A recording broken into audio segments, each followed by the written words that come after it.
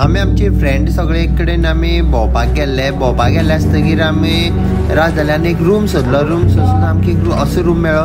300 रुपयांक रूम मेळ्ळो आनी आमी आसले 6 जाण आनी आमी रावपा आसले 4 दीस रावपा आसले त्या रूमान आनी आमकां तो रूम 300 रुपयांक मेळ्ळो आनी आमी सांग खूब उमेदीर 300 रुपयांक रूम आनी 4 दीस.